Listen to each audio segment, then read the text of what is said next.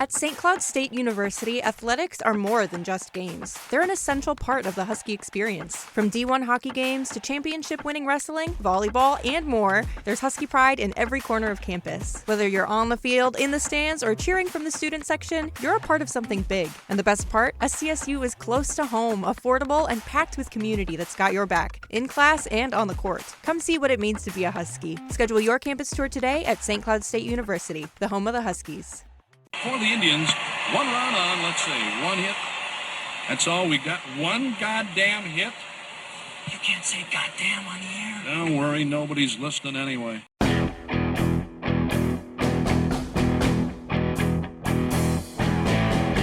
From the Gateway Lounge in Sioux Falls, it's Nobody's Listening Anyway. Here are your hosts, John Gaskins and Matt Zimmer.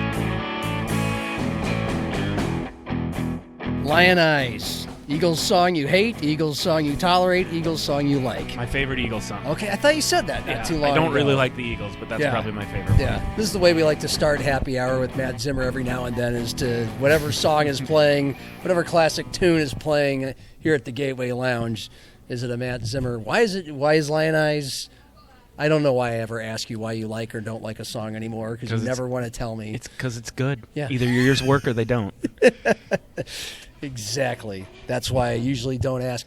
By the way, just had a nice chat that we'll release tomorrow with your uncle, Kim Nelson. I heard that, yeah. A little update 1 year coming later. Back to Sioux Falls Christian, yeah, right? Yeah, offensive coordinator, and all they did was win the state title last year with him as the OC. And what's crazy and interesting about it is he was saying some of the same stuff, but with good new detail, that Jared Smith, the head coach, was telling me right after they won the state championship, which is Kim was the OC and did call the plays most of the time, but Jared, as the guy who was the head coach who used to call the offensive plays, had veto power and sometimes just decided, I'm going to take over, and he took over in the state championship game in the fourth quarter, and they won. And so, real interesting to hear Kim talk. Imagine this guy, 43 years, all-time wins leader, South Dakota high school history. He coached in Edina in the Twin Cities at the highest level in Minnesota and had never been an assistant coach until the last couple of seasons, and having play-calling duties taken from you in the heat of a state championship game. And Kim was very shared a lot about that and what it was like for him and the whole experience. So he's, Kim, and then, as you know, and you can illuminate on this because he's a family member of yours. You've been to plenty of family functions with him. When we turn off the camera, we talk a little bit more. Boy, does the man love to talk about football. Yep. Like plays and strategies and telling stories, not only about games, but people he coached with, or this coaching clinic and that one. One of his last years at Roosevelt, the schedule just kind of worked out that way that I covered most of Roosevelt's home games that year. Yeah. And that was when Freddie was still on his staff, so I guess I shouldn't say one of his very last years, but Freddie was his DC. I think Vince was on the staff, Vince Benedetto, so a bunch of guys that I knew. And guys who would go on to win state championships as head coaches. Yeah. After their games on Friday night, they'd go over to Kim's place and watch the film and have pizza and a few beers. And he invited me over a couple of times. And so I came over maybe 2 or 3 times that fall. I didn't even get there till like 11 because, the game gets over and however long it takes. And one of the nights that was there, I think I was at his house till like 4:30 in the morning. All the coaches had left. And it was just me and him talking about high school football, a lot about baseball because we're both. He, like me, is a huge baseball fan. Was a great baseball player. Yeah, and it was awesome. It just the two of us could sit. Not even yes, I'm his nephew, and I've known him since I was a little kid. But when we're hanging out, or I'm interviewing him, or we have whatever, our relationship is almost more. I don't want to say professional because we are family, but we talk kind of the same way I would talk with a Dan Jackson or a Kalen DeBoer or you, we just talk about, and because of the fact that we've not grown up together, but been related for my entire 46 years, and everything I know about his dad and his upbringing and the town he grew up in is the same town my parents grew up in. He's a Twins fan. He's a Vikings fan. I know everything he's done in his career.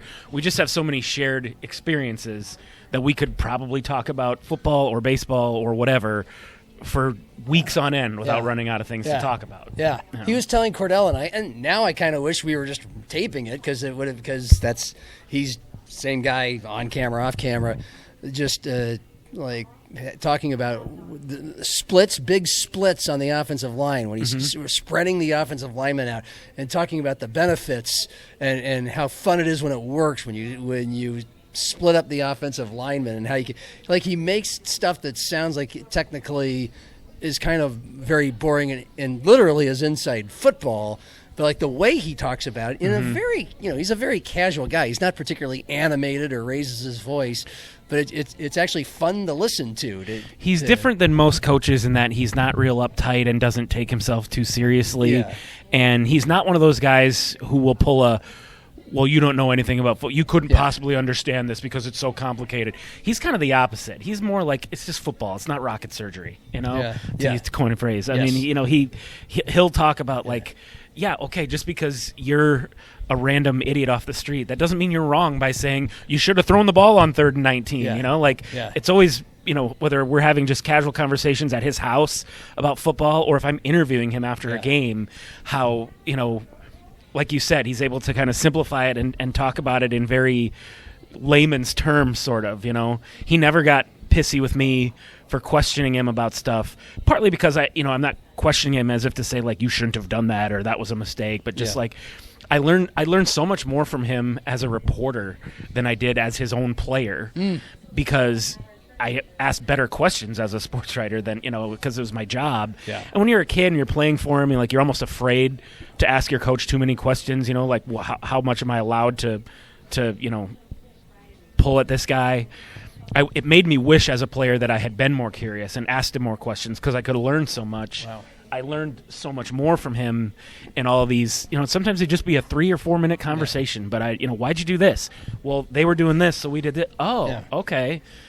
How come you've been doing this year? How come you moved towards that? Well, this is the kind of personnel we had, so we thought it would make more sense to do, and it just Kim, Curtis Riggs, Kalen DeBoer, there's other guys on the list. Brad Salem was one early in my career.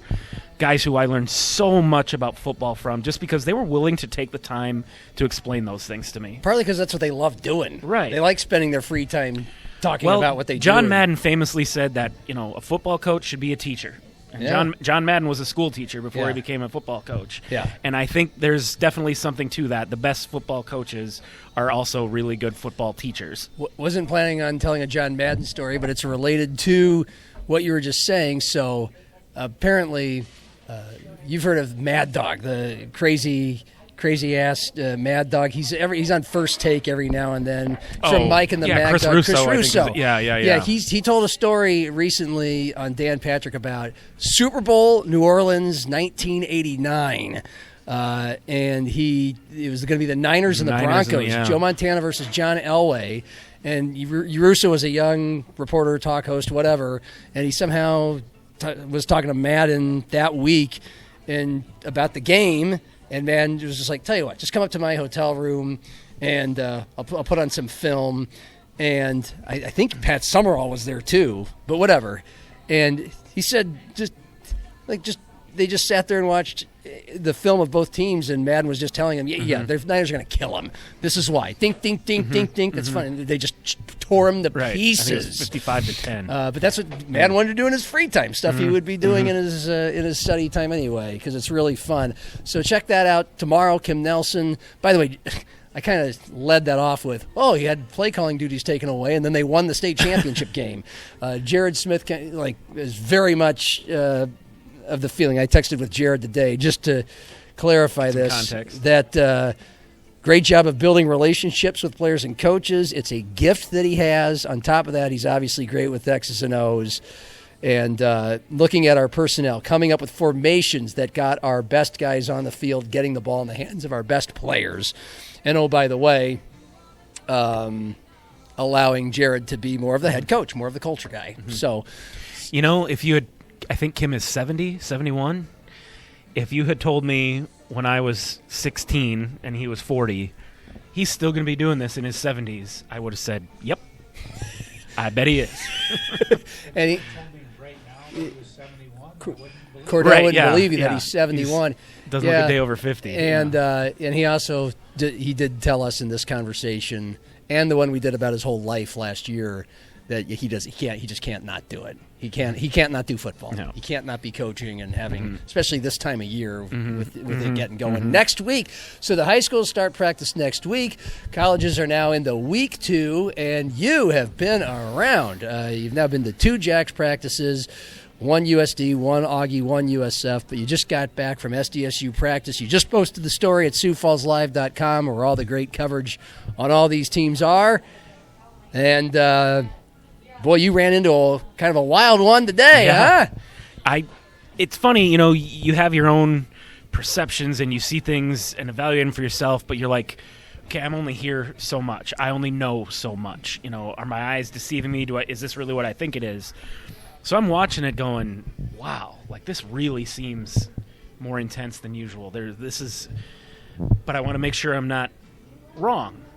So the players come off the field, and I didn't even know if necessarily I was going to talk to anybody. I might have just gone up and taken some photos and shot some video and gone home. But after watching that, I was like, I want to talk to everybody, So the first guy I approached was Logan Green, the defensive captain, defensive tackle.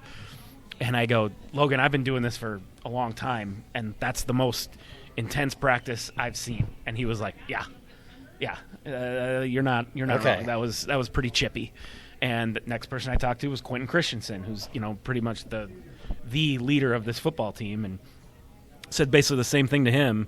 And he's like, yeah, it is. And I made it clear to both of them. I'm not saying that's bad that I came away from this going, oh geez, this is a bad thing. But they were both like, yeah, we want to get after it. And it wasn't just that there were little scuffles, because there were like 3 or 4, where 2 guys kind of keep going after the whistle. Next thing you know, they're throwing punches and guys are pulling them off each other. That, I would say, on average happened less than once per practice under Stig, and probably Jimmy too. And I think there were 3 or 4 of them just today. And, none of them were ugly or anyone had to be thrown off the field or put in timeout or anything like that. Just, guys go a little bit too long after the whistle and there's some pushing and shoving, they pull them apart, it's fine. When that would happen under Stig, I mentioned this in my story, he would make them on the spot do up-downs, Yeah. Little burpees. Yep. And then after practice was over, when they'd all be gathered around, he'd go through his laundry list of things he needed to talk about. We're going to make sure you're doing this, talk to the trainer, get your grades. And then he'd go, John Gaskins, Matt Zimmer, you 2 got in a fight, get up here. And so those 2 guys would come up to the front of the thing, and he'd make them hug. And that would be their, sort of his way of, and it worked. That was what everyone knew. That was his sort of spiel or whatever. And it worked. And I asked Dan today, I said, so you going to do that? And he's like, no, I'm not going to do that. Because I don't think Stig really liked it. Like, he didn't punish guys for it, but I don't think he really saw a lot of value in it. Yeah. Whereas Dan today was like, yeah, a little bit of that is good. Yeah. And it wasn't just that guys were being chippy and pushing and shoving and going a little bit past the whistle or whatever. It was the trash talk, and it was the way they were celebrating a big play. The defense in particular, I was standing on that side of the field, and I'm standing right next to Logan Green and Joe Ullman and Cullen McShane, and they're on the field doing their thing, but then they come off and the 2s go on there, and they're kind of coaching those guys and trying to encourage them. And younger guys are making big plays. They're getting to the quarterback. They're winning their rep. They're beating their guy. And they were just loud in how they were celebrating that. And not only celebrating them, but taunting the guy who got beat, And then there was some sort of, oh, that's a cheap shot. Are you kidding me with that? Get that shit out of here. Kind of going back and forth. Yeah.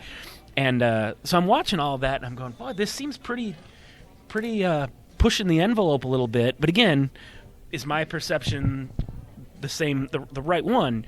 Well, then Dan's talking to the team after practice is over, and he's like, guys, that last session was awesome. I loved the intensity. I love that you guys are able to talk trash without making it personal, kind of go up to the line but not over it. But then he goes, we do maybe have to dial it back a little bit. We can't have, we got to find out where that line is and make sure we're going right up to it but not crossing it.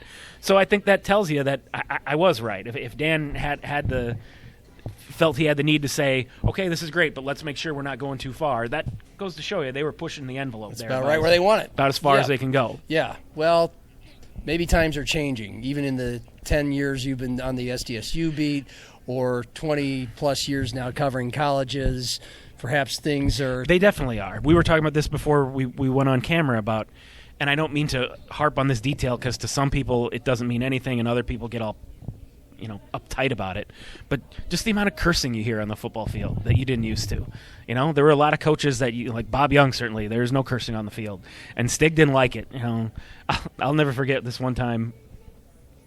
I don't know if Stig had a hard, fast, no cursing rule, but he never cursed, and the coaches only did it to so much. Jimmy was probably the one who broke that rule the most. Imagine that. Yeah, but I remember one time I show up for practice at the S-Jack indoors, and a young player, I think he was like a freshman defensive back, he's right in front. I just happened to be standing right there, and Stig is standing right there, and the guy is running, he's trying to cover someone, and either he like dropped a sure interception or just got beat or something or whatever, and the play ends and the ball's rolling away, and the guy just goes, fuck, F word, right there. And I don't think if I was standing there, Stig would have said anything, but because I was standing right there, and the guy said it like into my ear, like John went over and put his hand on the guy. He's like, do not do that. Like, we're better than that. And I almost wanted to say to like, it's okay. Like, I'm not offended. You don't have to. I'm not going to report that. Right. You don't have to punish the kid for me. But Stig was very much like, we don't do that. He didn't. And then as soon as Jimmy came in, it was like, okay, that rule's gone. we don't have that rule anymore. And it's clearly the same under Dan. But even, I was at Augie and USF yesterday. Their coaches and players aren't afraid to get after each other. It's just the way they motivate each other, it's just the culture we live in, I guess. Again, I'm not saying it's a bad thing. I get annoyed when people get annoyed by that. Like, why do you have to swear? Like, because we're all adults. Relax. Yeah. But it is a different one of the things you see, and it was really, like I said, I'm kind of paging my mind today. Like, when was the last time I saw a practice where they got after it to this degree, and it felt afterwards like these two sides had just gone to war, kind of. I don't remember one quite like this. We could go off on a swearing tangent, which I'll take a slight one. I think it goes beyond football, and I don't know about the times if people cuss a lot more than they used to, or kids do at a younger age, but I do remember when I was in my teens and 20s, me and my friends, whenever we were just together, we're not around adults, we're not in school situations, job situations, you love to toss around the F-bomb here and there, just fun, just to stick your chest out, make a point. And then you get a little older. I remember I was working a serving job. It was at Olive Garden, and there's a lady who was about our age. She was in her 20s, but she was just more mature than most of us. And she's just like, it's not really necessary. You're losing the meaning of it when you're doing it. It's not impressing. It's not impressing the girls. Certainly, she just got fed up at me and a couple other guys at one point doing this. She's like, it's not that cool. It's not as cool as you think it is to do it all the time. Well, and players can tell. Players want sincerity. Yes. They want authenticity. Yeah. And if you're out there, whether you're cursing or not, if you're out there trying to be this caricature of a football coach, this drill sergeant, that you think that's what 80s movies, that's how they portrayed football coaches, as these militaristic drill sergeant guys, and some of them were back in the day. Sure. Certainly, those coaches did exist, but in the year 2026, they really don't. There's still guys that yell and scream. I made a note of it in my column today. Logan McCormick, the D-line coach, he's the one on this staff that you can hear him no matter where he is. Yeah. And yes, he'll drop an F-bomb here and there. He'll get after his guys. But he's positive about it, for one thing. Yeah. He's not just breaking his guys down. Yeah. And for another thing, he's being himself. He just graduated from NDSU like 5 years ago. He was a stud defensive end for the Bison. Now he's coaching for his rivals. And that is just off the field. He's a pretty mild-mannered, soft-spoken guy. He was just on my most recent Jax chat. But on the field, he's intense. And we talked about that on my Jax chat interview. I kind of alluded to the fact that you're pretty intense in practice. Yeah. And he's like, well, last year everybody's new. You're still learning these guys. You're still trying to teach these guys. He's like, I actually had to dial it back a little bit because you don't want to scare them off. You're just meeting these guys. But he's like, now I know them, and they know me. And he's like, so I'm not holding back anymore. There you go. And you can see that, and you can hear that. But we were talking today about how intense practice was, and specifically how the O-line and D-line got after each other. And Quentin Christensen, the Jack's offensive tackle, without me even unprompted, I didn't bring it. He was just like, Coach McCormick is so awesome. The way he's like, he coaches those guys hard. And he's like, and I love that. He's like, I love that he's going to have. Well, he can because he's sincere. That's who he is. Yeah. He's not just out there trying to, look at me, I can say the F word really loud, or I can be scary because I'm 6'4", 260. Yeah. Like, that's who he is. And so the kids buy into it. If it was fake, if that wasn't him, if he was putting on an act and swearing just to swear and be heard, those kids would tune out and Dan would find a new defensive line coach. It's really fascinating how some of these coaches are just the same person, like Kim Nelson in person, as they might be a lot of the times coaching. Doesn't raise his voice much, mild-mannered. He does not like... Kim raised his voice when I played for him. Okay. A little more intense in practice. But you know what I mean? Some of them have a quick valve. A valve where it's... Yeah. And I just remember there was in Worthington at the community college and he was a legend. His name was Mike Fury. He was the coach, the women's basketball coach there forever. And small town. So when you'd see him out at the golf course, if you happen to be having cocktails with him, just so laid back, so nice, coolest guy in the room without even trying. And just like this all the time. And then you'd walk into a game he was coaching. His head is red. His eyebrows are pointing. He's a volcano the whole game. The whole game. And that's, to me, one of the fun things about watching coaches. I wonder if sometimes that does be something that, like, if you can change over the course of your career, or if it's just who you are. If it depends, like sometimes you hear about coaches mellowing as they get older, or mellowing if they have a less stressful job. Yeah. People ask me a lot about Stig and what he was like because he's got this Ned Flanders personality, sort of, But it's funny. My very first year covering the Jacks beat football was 2015. So Stig would have been like not even 60 yet, late 50s probably, still a little bit younger. And they hadn't built the S-Jack yet. Football stadium was still Coughlin alumni, so they practiced in that grass field where the soccer field is going to go. Okay. And I show up there one day for a practice, and even I could tell, like, this doesn't feel like a good practice. Like, it was just kind of dead. And about 5 or 6 periods in, Stig blows his whistle, and it's one of those long, like, he just lays into the whistle for a long time. So he's kind of letting everyone know, like, this is an emergency, stop what you're doing. Everyone comes in, and Stig just started screaming at him. And this is ridiculous, and what are you out here? And he goes, you guys stand on the field. And he said something, he used the word grab ass. He goes, look, you're standing around playing grab ass. And it's my first year covering the team, so I'm like, okay, this is nothing special. And there's a buddy of mine who had played for the Jacks just a couple years prior, and he had told me how, like, Stig doesn't really do that. Stig never swears, this kind of thing. Well, so I texted him, and I go, Stig just pulled the guys aside and yelled at him and said they got to stop playing grab ass. And the guy texts me back. He goes, no, he didn't. You're lying. I'm like, what do you mean I'm lying? I just heard it. He's like, he would never do that. I was like, he just did it. And I was like, I'm not making this shit up. But it was funny because so then that was my first year on the beat, and I covered them, till the end of his career.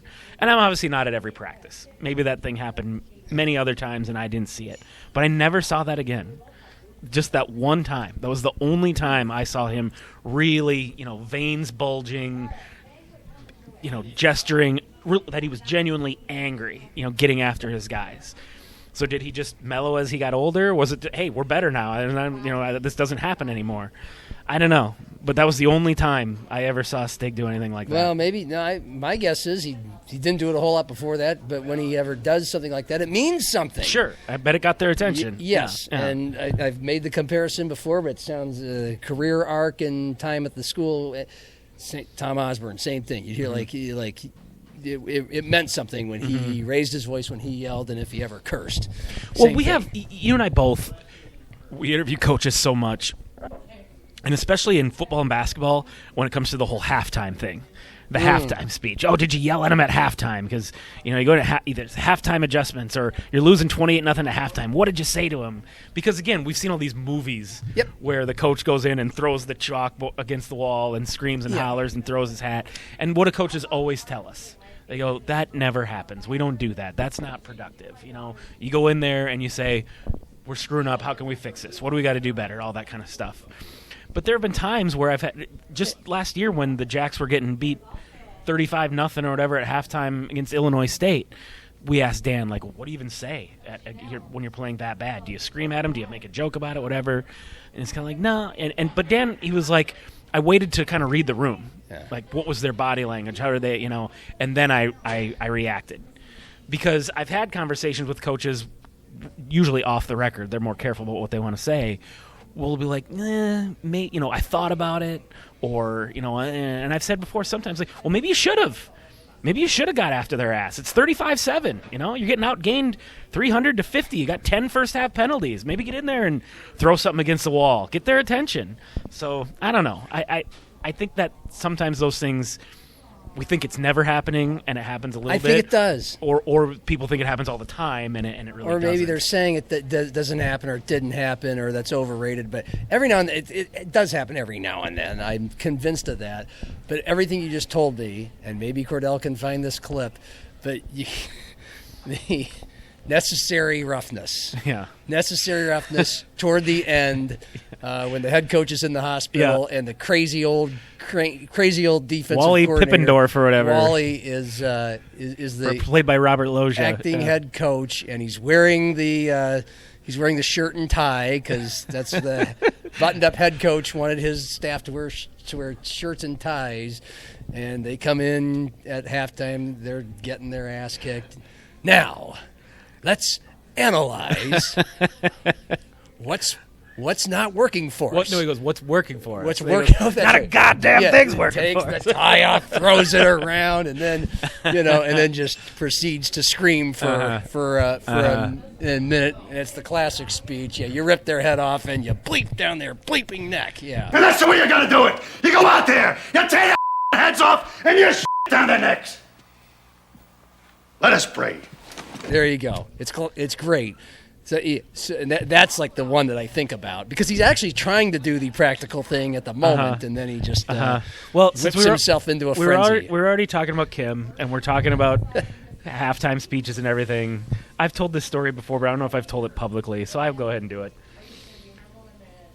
When I was a sophomore or junior, we were playing Brandon in the state playoffs, and Brandon was the number one team in the state. They're like 8-0. You're at Washington.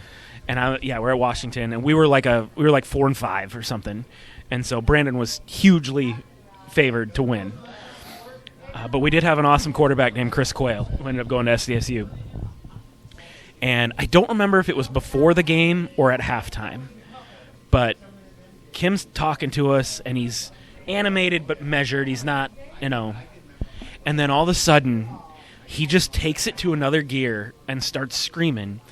And he had actual chalk, and he turns around and whips the chalk at the chalkboard, and it breaks in half. And I was a scrub. I wasn't in the game anyway, so I was only kind of half paying attention. And I remember when the chalk hit the board, like going like this and looking around and seeing that half the team did the exact same thing that I did. They're like, Jesus. Yeah. Like in a movie. Yeah. The cutaway of the whole team. Ah. Yeah. And he's like, I could tell you what he said, but I won't. Yeah. But I just remember being like, whoa. And it fucking worked. Because we went out and we upset Brandon, the number one team in the state. Like, I think we beat him pretty soundly, 37-20 or something. And so don't ever let anyone tell you that never works or that never happens because we responded to that. Like and it wasn't even necessarily that he was really being positive about it. I mean, he was he probably did that a few other times that I don't for whatever reason that one really stands out in my memory like, wow, that was pretty good, Kimmer. Way to go. I think it happens more often than they lead us on to believe that it happens. But back to Jack's practice because I feel like we're channeling Allen Iverson here. We're talking about practice, but you mentioned some of these little scrums or whatever hanging on after the whistle. One of them, it appeared, and you got it, you captured it, was the incoming D2 transfer Sitzman pass rusher and Quentin Christensen, which that had to have been a fun matchup to watch. That was just going a drill where they were going head-to-head. Yeah. And that whole session, I got some more footage of that. I probably should have uploaded more, but I told Quentin after practice, I was like, that was, worth the price of admission type stuff. Like, they were going after it. You got Quentin Christensen's an all-conference left tackle. Yeah. Sitzman was a D2 stud at Wayne State. He clearly is going to be an impact player at this level too. And I don't know if you saw yesterday at practice, I think it was yesterday, Sitzman was beating up on Ja'Shawn Thomas, a transfer from Duluth, who's, I think, a redshirt freshman or a sophomore, kind of a rookie. Felt a little bad for him. There was Tanner posted some stuff online of the kid beating him. I think it was just a bad day for Jay-Sean. He's going to be fine. But you see Sitzman just killing this kid. And it's like, okay, well, let's see how he does against, the All-American, the senior star left tackle. And you saw in that clip, I mean, that kind of is like a Godzilla versus King Kong. You know, they were, it was, and I'm standing right there, like 3 feet away. And it was funny, Quentin said to me later, he goes, I saw you standing there with your phone. And I was like, oh, great. Zimmer's going to film me trying to block. Sitzman is like, so maybe I inspired him a little bit to be on his best. But I know. Do you think these guys turn up a little bit when they see you around, especially if you're No, I don't think filming? so. But Quentin did say, he's like, I saw you. I was like, ugh, okay. And so it helped him anyway. But that whole drill, it was the heavyweights against the heavyweights. And it was a long period. Yeah. They really got after it. I mean, we've talked so much about how the Jacks D-line kind of took a step back last year. They didn't have the depth. There was a lot of injuries. There just weren't as many dudes. They were still pretty good. They gave up like 22 points a game, like 3. We talked about this. Numbers that most teams would be perfectly happy with. The Jacks were not. That D-line looks so good right now because they're so much deeper. You bring in some impact dudes like a Carter Sitzman. And this, Reese Kirschman comes back. He was hurt last year. I mean, they're talking about going 10, 12 deep, whereas last year it was 4 or 5, And the offensive line, Kenyon Bigbo's out again. I don't know how long he's going to be out, so he wasn't there today. But Will Papke looks really good. Caden Hotz is getting I think that's the right name. There's so many guys that have almost identical names. I get them mixed up all the time. He's getting some reps at center, so I don't know if that means Shane Willenbring's going to move to guard. But Shane Willenbring's one of the strongest players in the country. Benches like 400 pounds. Wow. Yeah, and we saw Kyan Rauk a little bit at right tackle. Without Kenyon Bigbo, John Pika's getting some reps there. Jackson Kirsten, I think, is the other guy. So all of a sudden, usually you go to practice like, oh, let's go watch Chase Mason throw bombs. Today it was watching those guys. It was like animals in a cage getting after it. It was fun to be there. See? It was fun to watch. This is why you go. But since you did watch a little Chase Mason and the other quarterbacks, you did make one tweet of a throw or two. What can you tell us what's going on? You saw today? Chase looks really good. He looks really good. He looks smoother than last year, and he looked smooth last year. But, I mean, he's just so – and I've said this before. He's just so cool. It just looks like everything moves so slow for him. He never looks rattled. He never looks hurried. He never seems I've said before, he doesn't seem impressed with himself. He's like, I made that throw. That's what I do. I'm Chase Mason. The only thing I'll say, the only negative is he still throws a wild pitch once in a while. Every few throws, like, where was that? Yeah. He still does that once in a while. And I don't think that's something that the Jacks necessarily have to worry about being a problem for them to accomplish their goals this year. He's going to be fine. I think that's the thing he's got to tighten the screws on a little bit if he's going to get drafted, because that's how high the standard is to be an NFL quarterback to get drafted is you can't throw a wild pitch. There can't be one where you throw it 10 yards over a guy's head and it gets intercepted. They got to be all good, every one of them. And I think he can get there. I mean, he's a baseball guy. He's got the tools, the arm strength, everything. They have a drill where they put like a basket in the corner of the end zone. It's maybe the size of this table, half the size of this table. And the quarterbacks are trying to throw the ball into this basket from 20, 25 yards away. He dropped like 9 out of 10, and the other guys are like 5 out of 10, I mean, they're right there. It'll like bounce off or hit right in, but I mean, Chase is just boop, boop, boop, boop. And the guy who was second best was Josh Holst, the transfer from Northern Illinois. He looked really good today. I kind of assumed that because of the fact that Jack Henry started 3 games last year that he would be QB2, and he still might. Dan made it very clear that job is open and that competition is ongoing. And maybe it is Jack's to lose because of the experience, but it's Josh Holst is coming on. He's going to make that really hard. He's going to make it hard for them to not put him in that. And again, that's nothing against Jackson. He looks great too, but they've got 3 really good quarterbacks. Are running backs sorting out at all? I wouldn't say they're sorting out. I think they all look pretty good. Okay. McKinney looked good today. I just really love him coming out of the backfield. He's short. He's small. He's not an Isaiah Davis. He's not a Julius Lawfridge. I'll have another one. Yeah. I just don't know, if he can he carry the ball 20 times a game. He's going to take some punishment. And he ran for 1,000 yards last year, but that was in Division II. And even then, I don't think he was averaging 20 carries a game. But you got a Corey Blair, you got Josiah Johnson, you got James Basinger. Dan has said a few times he'd like it to be kind of a committee sort of thing. Now, I don't think that means you go into a game and say, okay, McKinney gets his 7 carries, and then Johnson gets his 7 carries, and then so down the line. I think you kind of see how it goes, ride the hot hand, so to speak. But then they have guys who can do different things. Brendan Begeman could be a short yardage sort of back. McKinney had 35 catches for Northeastern State last year. He can come out of the backfield and catch passes. So, no, it's not sorting itself out, but I don't think it's a position that they need to worry about. They're in pretty good shape there. Okay. And you haven't been to a USD practice since the first one last week? I think I'm going to go back tomorrow. Okay. Because Vitz said after 4 or 5 practices, we're going to not pick a guy, but start giving one of the 3 the majority of the reps and then see how he does with that. So by tomorrow, will we know who's going to start taking the majority of the reps? Sounds like maybe we will, because I think if they started on Wednesday, they're probably at about their 5th practice now. All right. Well, follow Matt Zimmer through it. USD practiced soon, but it's August. It's fun to recklessly speculate. I got a text from a USD fan who I trust, and I asked him, what kind of sources do you have on this? And he certainly doesn't know or isn't sure who's going to be the starter yet or whatnot, but he's heard about some things going on. Shanny, I have a Mick Ultra Zero. I got to slow myself down because I've got a Canaries game tonight. But I want to feel like I'm drinking a beer with you. Are you all right? You look like you were about to fall asleep just a minute ago when I was talking. Yeah. No. Am I that boring? Or Yes. No, this is as lively and interesting, I think, as you've ever been. It's August. We're excited hearing about football. But, yeah, maybe the Tito's is making me sleepy. I don't know. It usually does like an hour later, but I guess I had my first one an hour ago. No. I got a text, and it was a person, and it was a guy on a jet ski.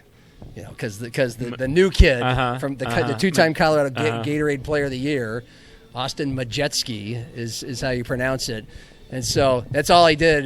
And I'm like, I know what you're doing there.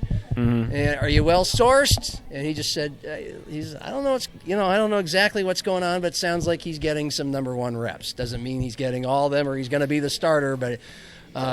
Not that we can be surprised about this. I've never seen him. You saw him the other day. Thank you, Shanny. That was great work. I don't need olives. Do you need olives? No, I'm good. No, we're not olive people. Thank you, though. Can I stay out of the camera? Are you ready for NFL Sundays? Okay. They have several great servers all day, every day when this place is packed on NFL Sundays, but Chantel's the best, even though she's a Raider fan. Yeah, it does. Her and Curtis Riggs, they could cry in their beer a lot together. Anyway, look, this is not a surprise. That would not surprise me. Because you went there so you can speak to it, and I'll shut up. But, Colorado's best high school football player, 2 years in a row. Must not have I don't know if it's the size or what, but somehow he's at the University of South Dakota, and he's the one that, if you have listened or read enough from spring practice and media days, has the highest ceiling, like the biggest potential to make the biggest plays. That I think and the arm. That I think is a given. He has the highest ceiling. But apparently he's doing well. The day I was there, it was windy, so it was hard for them. And understandably, it seemed like Vitz was trying to get him to, hey, guess what? It might be windy. So he was trying to get him to throw into the wind at times, and I thought Majewski handled it the best. He impressed me the most. It's just, I don't want to overreact to one day. If I'm at 1 out of every 10 practices, I shouldn't be going on saying, well, this is what's going to happen. I don't know. But I can tell you what I saw the one day I was there. Yes. And the one day I was there, Majewski was the best passer. Yeah, there you go. So we'll find out more tomorrow. Other than that, again, you unloaded a lot of your thoughts from your first one, or the first one last week on this show. But what else besides the quarterback battle captivated you from there? Or does in general as a storyline? Well, I keep hearing that they really like their receiver room, and that's interesting because there really isn't anybody proven there. Now, that doesn't mean they're not good. So we'll see what happens there. Tyson Bowes.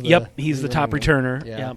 Tanell Bryant. The running back room is absolutely loaded, and I don't think people outside of Vermillion realize just how good it is.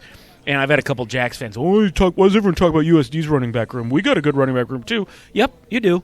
You don't have Charles Pierre and Keandre Jones-Logan and Reed.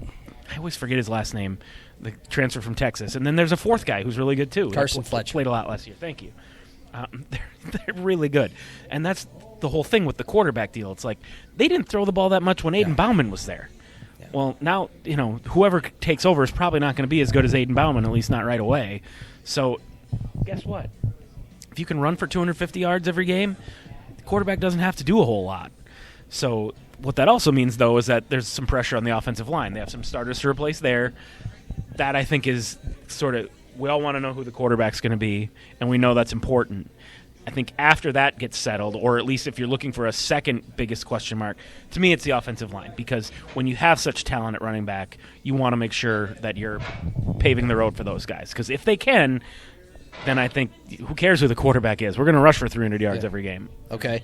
Defensively, they lost Mikey Munn, awesome cornerback. He went to Rutgers with Travis Johansson.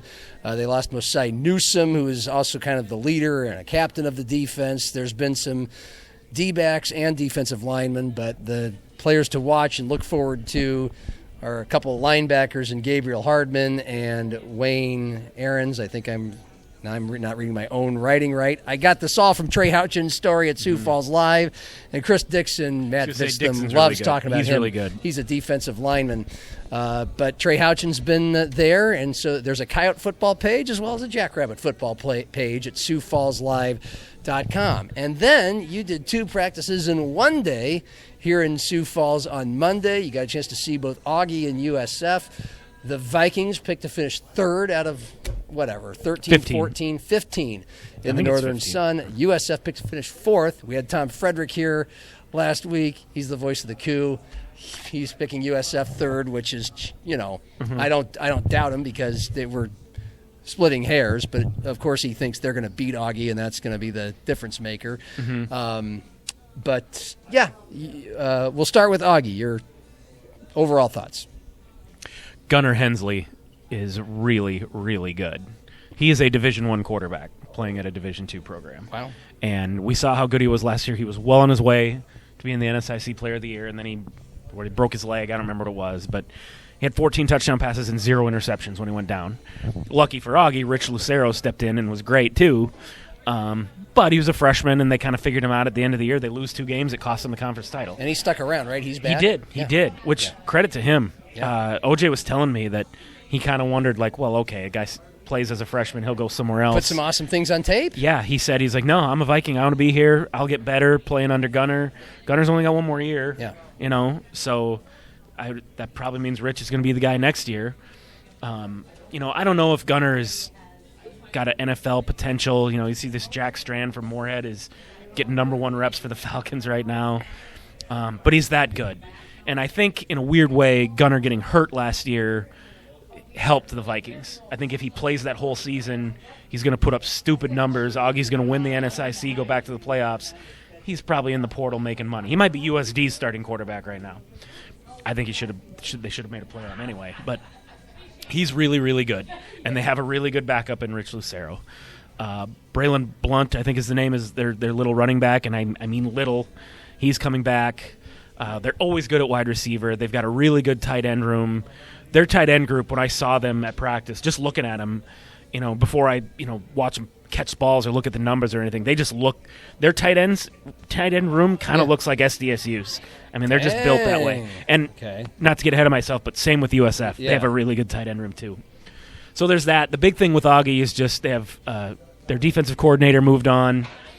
I think he moved up to the D1 level. So they've got Kelly Skolton and Chase King are taking over the defense, and they lost a lot of good players on defense. So OJ did tell me, he's like, I'm not worried about our defense. I mean, they churn out linebackers like nobody, and they're pretty talented in the secondary.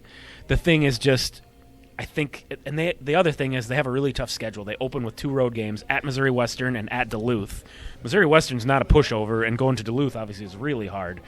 They don't want to be 0-2. Duluth is always one of those 2 top teams, yes. Mankato and Duluth. Yes. Yeah. So I hate to put this on them, but their first game of the year is almost a must-win because if you're 0-2 out of the gate in Division II, it's really, really. They were really, 9-0 and lost the last 2 games and didn't make the playoffs. 9-2 didn't get them in the year. playoffs last year. Yeah. So OJ basically said, "Hey, look, we got this great quarterback. We've got good players on offense. We need our offense to be ready to go early in the year. So maybe they can kind of carry us until our defense gets its feet underneath them. I think the defense is going to be good eventually.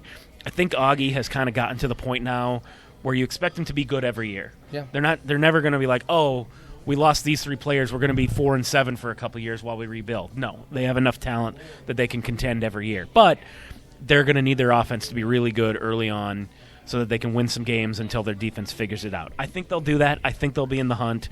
But it's going to be tough with that schedule for them to make the playoffs again. Well, another unfortunate thing about that Duluth thing is that Augie's first game is on a Thursday night, and then the Duluth game is on a Thursday night. Yeah. They don't get the benefit of those extra 2 I know days going from Thursday to Saturday.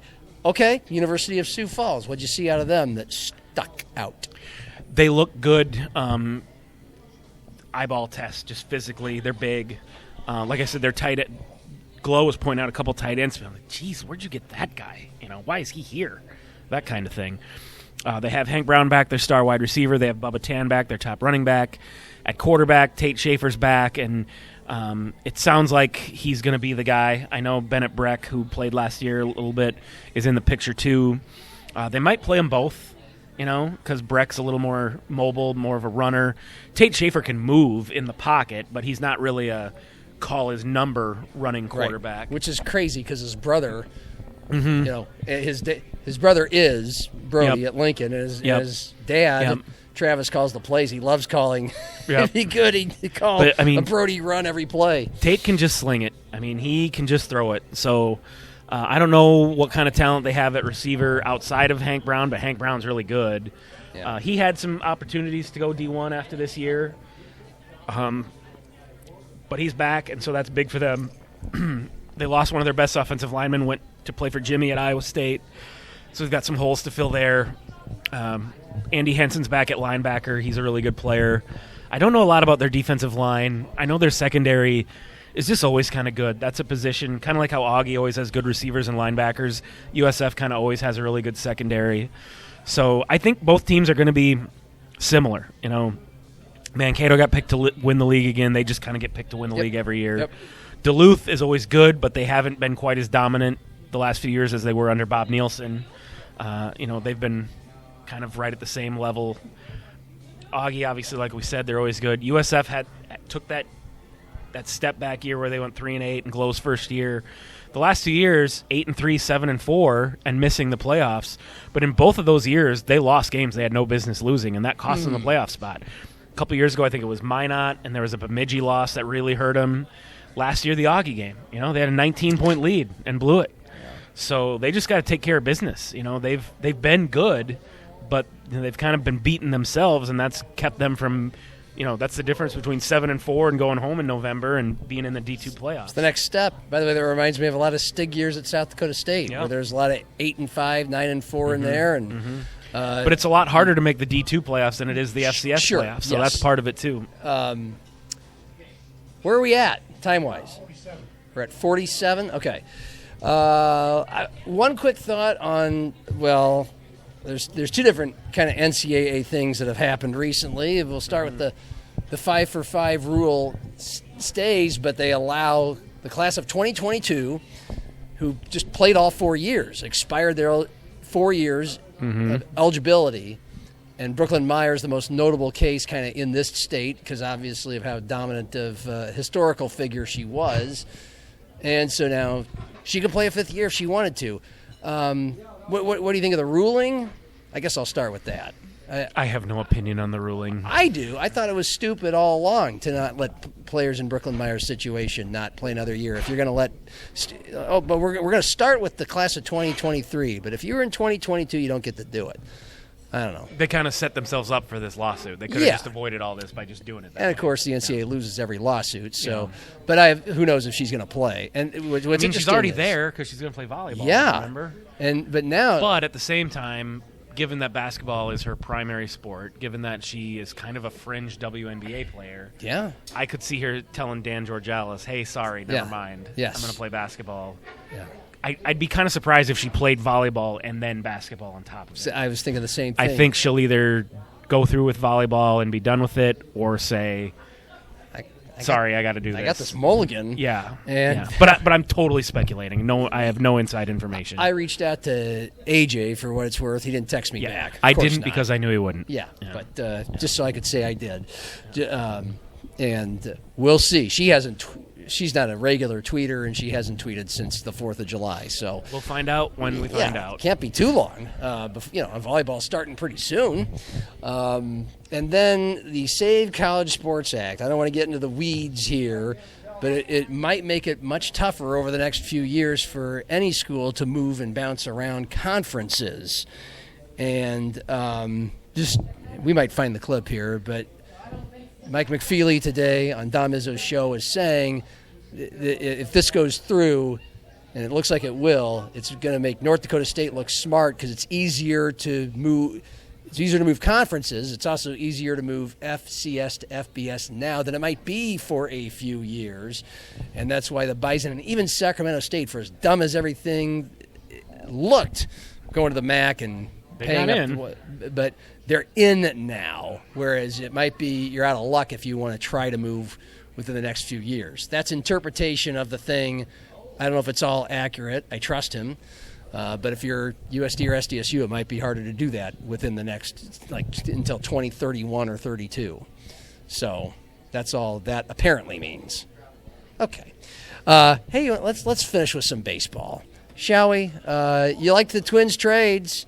First of all, they made them, and they appeared to really prioritize where they needed the most help in the bullpen. Yeah, I mean, you wouldn't have to do this if you hadn't traded Louis Varland and Joan Duran last year. Yeah, last year you trade your whole bullpen for prospects, and now you trade prospects for bullpen. But having said that, once last year is in the past and it's over, it's a sunk cost. You can't do anything about it. Okay, you've got this team that's in contention, and he's trying to get your attention. Yes. Okay. Thank you. You've got this team that's in contention. And again, like I said, the last couple of podcasts we've done, Tom Pohlad comes out and says, hey, I think this team can win, and we have to win the fans back over. We have to invest. I got to give the guy his flowers. I said, going back to February and March, that from the moment he took over from Joe, he at least said all the right things. He recognized exactly why people were pissed, exactly all the stupid things his brother Joe said, and was like, I need to correct this specifically. And he addressed all those things and said all the right things, and it's like, great. I appreciate, at the very least, that you recognize why we're pissed at you, we as in fans in general, and are, at least able to see what it is. But are you going to actually do anything about it? Is anything going to change? They didn't do anything in the offseason to bring, and that's why people were already pissed about the fire sale thing. Yep. Then you go through the offseason and don't really add anybody. Josh Bell, okay. And you have this you traded all your relievers away, and you have what is shaping up to be the worst bullpen anyone has ever seen. Well, okay. The team surprises us and is better than we thought. They have an opportunity at the trade deadline. They could have said, hey, yeah, we're 55-55, but we clearly see this isn't a World Series team, and we can trade Joe Ryan and Ryan Jeffers and Trevor Larnach and Josh Bell and get prospects. So, sorry, fans, I know what we said, but we have to do this. It's the right thing to do. And there's a very strong argument to be made that is what they should have done. But Tom Pohlad had made all these claims and said, I'm going to do this, I'm going to do this. He kind of had to, as I said a couple times, put up or shut up. Put your money where your mouth is. Do the thing you said you do, and he did it. Yeah. They went out and traded for 4 pitchers, and the starter they got is kind of whatever. But all 3 relievers they got are pretty solid. They're not better than Louis Varland, but they're pretty solid. And they didn't trade Joe Ryan. They didn't trade Ryan Jeffers. There was rumors that they were shopping Trevor Larnach. Well, he's been their best hitter, certainly without Byron Buxton in the lineup. I'm glad they didn't trade him either. I don't know if they're going to make the playoffs. They're certainly not going to win the World Series. But I have to at least give Tom Pohlad the credit that he's backed up his words. But if you wanted a 3 bullet point, I don't know, presentation on why, or summation of why the Twins are what they are, right around 500. Pretty damn good offense, leading run-producing team in the American League, highest-scoring team in the American League. Pretty solid starting rotation since June 1st. Bullpen blows it a lot. That's a typical game. Right. Well, the bullpen lately has been a lot better. Well, guess what? It's entirely different bullpen than when you had at the start of the season. Yeah. Like, yes, it's been pitching a lot better lately, even before these trades, but that's because they went out and got Yoendrys Gomez off waiver wire. He's been pretty good. They called up Andrew Morris, who's turning into an impact arm. He looks really good. Well, he didn't even make the team. He was in St. Paul to start the season. And then you go out and get a Tommy Nance, and then you go out and get A.J. Minter, who's good. And now you get Jeff Hoffman, who's pretty good. Jack Anderson, a guy they picked up off the waiver wire, has been pretty good since they picked him up. All of a sudden, this bullpen looks pretty decent. It's a completely different bullpen than the one that we started the season with. That's why fans were so mad. It's not like the fans were wrong about the bullpen being bad. The fans were right about the bullpen being mad. They just switched it out with better players. And the main name on the trading marquee, Jeff Hoffman, this guy from Toronto, one of the highest in the majors strikeouts to walk ratio. That's great. That's what you want from a guy coming in relief. He's got like 75 Ks in 48 innings or something. That's nuts. 75 to 18 walks. He is the guy that blew a save in Game 7 of the World Series, but whatever. What have you done for me lately? 1.21 ERA in his last 23 appearances. Yeah, he's been pitching well of late. A little more reliability coming up from the bullpen. Do you want to? We're going to go over our time, but that's okay. Do you, Skubal? Thoughts on the Skubal trade? I do not share the Dodger hate. Dodgers are doing what they're trying. They're trying to win. Good for them. Yeah. I wanted to talk to you about your St. Paul Saints experience, but you wrote all about that at SiouxFallsLive.com. Very interesting column on how being a Twins AAA affiliate has affected them. It was cool. Yeah. I went to a few Saints games at CHS when they were still in the American Association, and it was fun, but I didn't pay nearly as much attention to the game. Yeah. Coming back this time, and there's Walker Jenkins, there's Kalen Culpepper, there's Manuel Rodriguez, there's Henry. It was way cooler. Good. Yeah. It's a great column to read. And meanwhile, the Canaries are home all week through Sunday. This is a team that is 11-5 since the All-Star break. Coming on strong. Zach Borg did a wonderful feature on Mike Hart, who's been with the team for a decade, the heart of the team. Check that out at Midwest Sports Plus. And bobbleheads on Friday. Got the Happy Gilmore and Bob Barker fight scene bobbleheads. Now, if you're one of the first 400 people at the gates on Friday, you'll either get a Bob Barker or Happy Gilmore bobblehead because it's a set. You get one of the two. So that'll be a fun night on Friday, fireworks after the game. Thursday's a big fundraiser for Ryan Richardson, who was on the Canaries roster last season. He was a pitcher last year. Was going to be on the team this year. He got cancer. He's been battling it. He had immunotherapy today. And I love this story. You have some season ticket holders who really, it's not a huge group of people, but some of them really are invested, literally and figuratively, in these players. He's one of these players that's a young guy who didn't want to or can't afford to live in an apartment this summer, so he's staying with a host family. Anyway, it's expensive to go through cancer, so a couple season ticket holders decided to have basically a Ryan Richardson night. It's called Ribbons for Ryan. They're going to have specialty jerseys on Thursday night, and it's one of these deals just like our country night on Saturday when the players will be wearing sleeveless flannel jerseys and tight faux denim jeans. But one of these things you can auction, bid on the jersey, and the proceeds for this one on Thursday will go entirely to Ryan Richardson's cancer treatments and these fans who hatched the idea. Doug and Lori Van Noort. They're big AC/DC fans, so it's basically an AC/DC night, and the Canaries logo looks like the AC/DC logo. So we got all of that. If you haven't been out to a Canaries game this year and you're thinking for a good one and maybe you're thinking this is the week, that's a good night because that's truly going to be a community-driven event. There's going to be all kinds of door prizes, as you would say, 4 courtside seats, maybe to sit next to your dad at a Skyforce game, or a $75 gift card to Shenanigans, or half-carat diamonds from Greenberg's. All those things, raffle tickets, all proceeds go to Ryan Richardson. So maybe I'll see you. Maybe I'll see you at the ballpark. Am I going to see Cordell at the ballpark? Yeah? One of these next 6 nights? Maybe. Right. Okay. Meanwhile, you'll be at football practice, and we're getting closer. Gateway Lounge, Saturdays and Sundays. Get ready for it. It's coming. Jackson Yotes on August 29th. For video producer Cordell Wright and Matt, I'm John. Happy hour. Cheers.